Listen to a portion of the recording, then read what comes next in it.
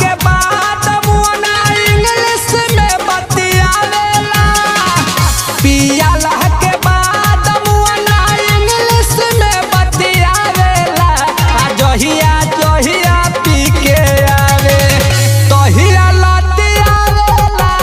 जहिया जहिया पी के आवे हमके लतियावेला। जहिया जहिया पी के आवे कहीं माई रे।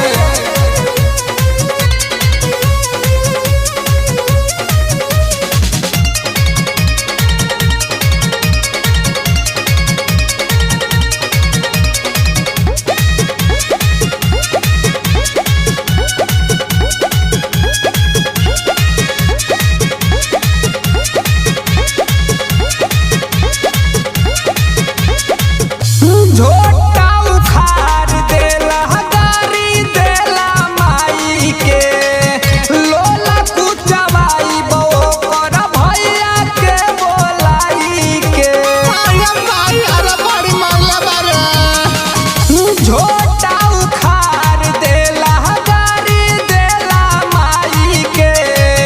लोला कुचवाई बो अपना भैया के बोलाई के।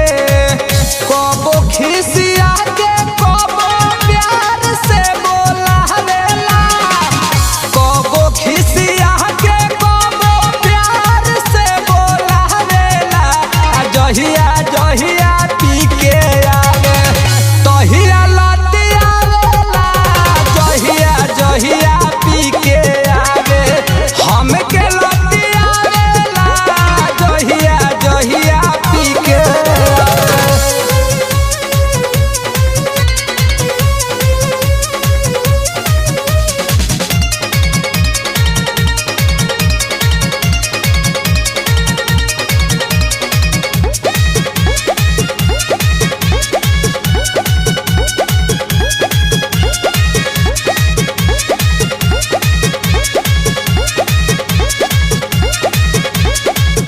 झुमका झुलनिया बेचल सब पायल धइल सब बान्हे। हमारा से ज्यादा मुअना सब दिन के माने। झुमका झुलनिया बेचल सब पायल धइल सब बान्हे।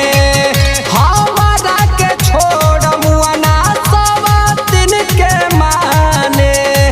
कृष्णा यह लगर जी अनुज पांडे के बियाहवेला।